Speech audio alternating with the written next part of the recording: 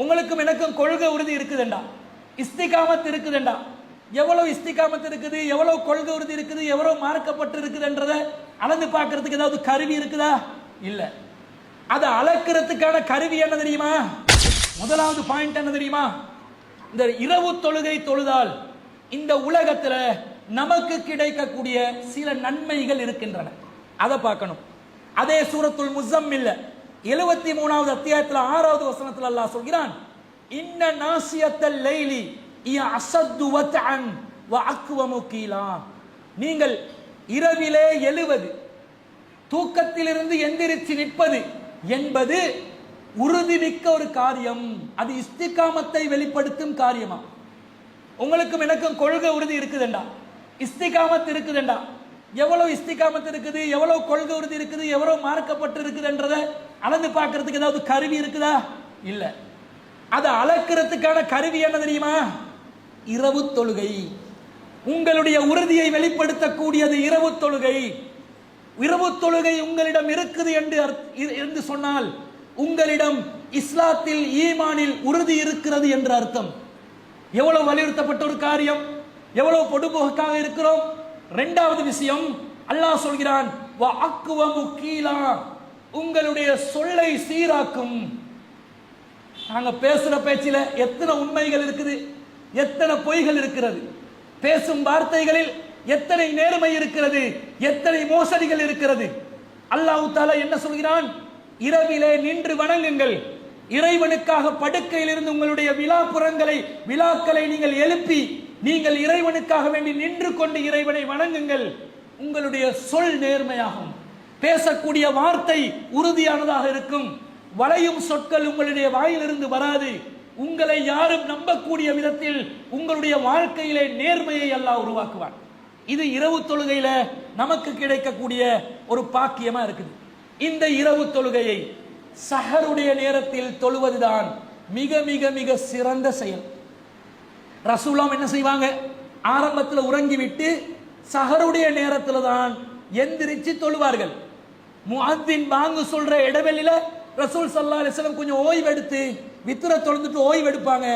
அதான் சொல்லப்பட்டால் முன் சுன்னத் சுபவுடைய தொந்தம் பள்ளிக்கு போவாங்கன்னா பிற்பகுதியில் தொழுவதுதான் மிகவும் சிறந்த செயலாக இருக்கிறது. அதே நேரத்தில் அபூ ஹுரைரா ரலியல்லாஹு அன்ஹு என்ன சொல்றாங்க? எனது உற்ற தோழர் அபுல் காசிம் ஸல்லல்லாஹு அலைஹி வஸல்லம் அவர்கள், நபி ஸல்லல்லாஹு அலைஹி வஸல்லம் சிறப்பு பெயர் அபுல் காசிம், அவர்கள் எனக்கு என்ன வசியத் செஞ்சாங்க? ஒருபோதும் இரவிலே வித்ர் தொழாமல் உறங்கி விடாதே என்று சொன்னாங்க. அப்ப ஆளை வச்சு ரசூலுல்லாஹ் ஃபத்வா கொடுத்தாங்களா இல்லையா? சில பேருக்கு நைட்டுக்கு முழிக்கிறதுக்கு சான்ஸ் இல்லை, வாய்ப்பு கிடைக்காத மாதிரி ஒரு நிலை இருந்தால் அவர்களுக்குரிய வேலை என்ன? நேர காலத்தோட தொழுந்துட்டு படுத்துருங்க. ஆனா உங்களுக்கு முடிய வேண்டாம், இரவிலே சஹருடைய நேரத்தை நீங்கள் பயன்படுத்த விரும்பினால், அந்த சஹருடைய நேரத்தின் மகத்துவத்தை நீங்கள் புரிந்தால், தியாகம் செய்து எழுந்து சஹருக்கு தான் நீங்கள் இரவு தொழுகையை தொழுவீர்கள். இந்த சஹர் விஷயத்துல அல்லாஹ் தஆலா ஒரு முக்கியமான செய்தியை சொல்றான். 54வது அத்தியாயத்தில் 34வது வசனம், இன்னா அர்சல்னா அலைஹிம் ஆசிமா, நாங்கள் லூத் அலைஹிஸ்ஸலாத்து சமூகத்துக்கு எதிராக கல்மாரி பொழிய செய்தோம், கல்மலை விழுந்தன, அந்த நேரத்தில் அனைவரும் நாங்கள் அழித்து விட்டோம். இல்லா ஆல லூத்தின், லூத்துடைய குடும்பத்தாரை தவிர, நஜ்ஜைனாஹும் பிஸஹரின், லூத்துடைய குடும்பத்தை எந்த நேரத்தில் நாங்கள் காப்பாத்தினோம்? சஹருடைய நேரத்தில் தான் காப்பாத்தினோம் என்று அல்லாஹ் சொல்றார். சஹருடைய நேரத்தில் ஒரு சமூகம் சுபஹுடைய நேரம் அளிக்கப்படுகிறார்கள், சஹருடைய நேரத்தில் லூத் அலைஹிஸ்ஸலாத்துடைய குடும்பத்தினரும் லூத் அலைஹிஸ்ஸலாம் அவர்களும் காப்பாற்றப்பட்ட நேரம். அதில் அல்லாஹ் தஆலா ஒரு ரஹ்மத்தை வைக்கிறதுனால தானே அவங்களை காப்பாற்றுறான். ஆனா சுபஹுடைய நேரம் அந்த ஓரினை சேர்க்கையில் ஈடுபட்ட சமூகம் தலை குப்பர புரட்டப்பட்டு அழிக்கப்பட்டார்கள் என்ற செய்தியை நாங்க பார்க்கிறோம். அது மாத்திரமல்ல, 3வது அத்தியாயத்தில் 17வது வசனத்தில் அல்லாஹ் சொல்கிறான், அஸ்ஸாபிரீன், நல்லடியார்களில் பொறுமைசாலிகள், வஸ்ஸாதிகீன், உண்மையாளர்கள், வல் கானிதீன், இறைவனுக்கு கட்டுப்பட்டு நடப்பவர்கள், வல் முன்ஃபிகீன், இறைவனுடைய பாதையில் செலவழிப்பவர்கள், வல் முஸ்தக்ஃபிரீன பில் அஸ்ஹார், சஹருடைய நேரத்தில் இஸ்திக்ஃபார் செய்து இறைவனை வணங்கக்கூடியவர்கள், அவர்கள்தான் நல்ல மனிதர்கள். பில் அஸ்ஹார், தனது சஹர்களை இஸ்திக்ஃபாருக்காக பயன்படுத்துவார்கள். தேத்தனி கோப்பைக்கும் வட்லாப்பங்கோப்பைக்கும் தயிர் சட்டிக்கும் பயன்படுத்த மாட்டார்கள். திண்டுட்டு நேரத்தை ஒதுக்கிட்டு எதுக்கு முக்கியத்துவம் கொடுக்கணும்? இறைவனிடம் பாவம் மன்னிப்பு கேட்பதற்கும் இறைவனை வணங்குவதற்கும் நம்முடைய செயல்களை சீராக்குவதற்கும் அதை பயன்படுத்த வேண்டும். 51வது அத்தியாயத்தில் 18வது வசனத்தில் அல்லாஹ் சொல்கிறான், கானோ கலீலம் மினல் லைலி மா யஜ்ஹதூன், அவர்கள் நல்லடியார்கள் இரவிலே கொஞ்ச நேரம் தான் தூங்குவார்கள். அதிகமான நேரம் என்ன பண்ணுவாங்களா? நின்று வணங்குவார்கள். நமது நல்லடியார்கள் என்ன செய்வார்கள்? இரவிலே கொஞ்ச நேரம் தான் விழித்திருப்பார்கள், அதிகமான நேரம் போனில் இருப்பார்கள் அல்லது உறங்குவார்கள். இப்ப அப்படி ஒன்று வந்திருக்கு, எக்ஸ்ட்ரா ஒன்று, என்னது? மொபைல் போனில் இருப்பார்கள். அல்லாஹ் இந்த காலத்தில் குர்ஆன் இறக்கினா அதை கண்டிச்சு மொபைல் போனுக்கு கண்டிச்சு அல்லாஹ் வசனம் இறங்கியிருப்பான். பார்க்கலாம், பாவிக்கலாம், அதிலே மூழ்கி கிடக்கிறது. இன்னைக்கு ஏஐ டூல் ஒன்று வந்துருச்சு.